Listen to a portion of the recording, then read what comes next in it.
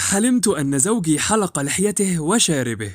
أهلا بكم في قناة فسر لي، أقوى قناة تفسير أحلام لأقوى المفسرين. تابعونا دائما لكل جديد في تفسير الأحلام. حلمت أن زوجي حلق لحيته وشاربه لابن سيرين. يوضح العالم ابن سيرين أن رؤية الرجل يحلق لحيته وشاربه فهذا يدل على المال وعلى الزواج أيضا بالنسبة للشاب الأعزب. وإن رأت الزوجة في منامها أن زوجها قام بحلق نصف لحيته فهذا دليل على الفقر. حلمت أن زوجي حلق لحيته وشاربه لابن شاهين. يقول العالم ابن شاهين أن رؤية حلاقة اللحية في المنام لها وجهان، إما أن صاحب المنام مريض وهذا دليل على شفائه، أو أنه مديون وسوف يقوم بسداد دينه بإذن الله. وإن تم حلاقة اللحية والشارب وأصبح الرجل مظهره أفضل فهذا دليل على أنه سوف يرزق بمولود ذكر، أو دليل على زواجه مرة أخرى. لكن إن قام الرجل بحلق لحيته في المنام وأصبح مظهره قبيحا فهذا المنام غير صار، وقد يوضح هذا المنام أن الرجل بعيد عن طاعة الله تعالى. حلمت أن زوجي حلق لحيته وشاربه للإمام الصادق. يرى الإمام الصادق أن اللحية في المنام تشير إلى الهم والحزن، لذلك رؤية حلق اللحية تدل على السعادة والتخلص من الهم والحزن. وإن رأى الشخص في منامه أن لحيته أصبحت تصل إلى الأرض ورفض حلاقتها فهذا دليل على تدهور حالته النفسية، وأن هناك الكثير من المشاكل التي يمر بها. وأخيرا إن رأت المتزوجة أن زوجها يحلق لحيته وشاربه في المنام فهذا دليل على اقتراب موعد الولادة، ودليل أيضا على أن المولود سوف يكون ذكر والله أعلم.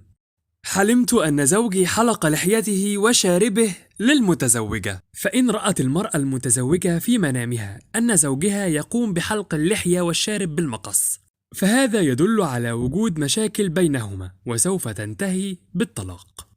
أما إن رأت المتزوجة في منامها أنها تقوم بحلق لحية زوجها وشاربه وأصبح مظهره جميل فهذا دليل على أن الزوج سوف يمر بمحنة صعبة وهي سوف تقف بجانبه. ولكن إن رأت المتزوجة أن الزوج قد قام بحلق اللحية والشارب باستخدام الموس فهذا يدل على أن الزوج يشعر بالتعب ويحتاج إلى الرعاية من قبل الزوجة. ويجب العلم أن رؤية الزوج في المنام وهو يحلق لحيته أمر غير مبشر بالخير، فهو يرمز إلى وجود خسائر مالية بجانب تعرضه للكثير من الأزمات.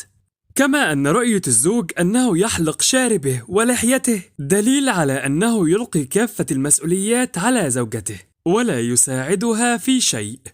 لكن إن رأت الزوجة في منامها أن زوجها يقوم بقص شاربه فهذا يدل على أن الزوج سوف يتعرض لوعكة صحية. وأخيرا إن رأت الزوجة في منامها أن زوجها يقوم بحلق اللحية والشارب فهذا دليل على التخلص من كافة المشاكل المالية وسوف يشعر بالراحة والاسترخاء قريبا. حلمت أن زوجي حلق لحيته وشاربه للحامل. إن رأت المرأة الحامل في منامها أن زوجها يقوم بحلق لحيته وشاربه فهذا يدل على تخلصها من كل متاعب الحمل في الشهور المقبلة من الحمل. وإن رأت المرأة الحامل في المنام أن زوجها يقوم بحلق لحيته فهذا دليل على أنها سوف تلد بكل سهولة وسوف يتمتع طفلها بالصحة الجيدة. ويوجد بعض المفسرين يعتقدون أن حلق الزوج لحيته في المنام دليل على أن المولود سوف تكون فتاة والله أعلم. وأخيرا إن رأت المرأة الحامل في منامها أنها تقوم بحلق لحية زوجها وشاربه بنفسها فهذا يدل على أن المولود أنثى والله أعلم. شكرا لكم على وصولكم إلى هنا ونتمنى لكم أحلام طيبة، ولا تنسوا متابعتنا للمزيد من تفاسير الأحلام والرؤى على قناة فسر لي.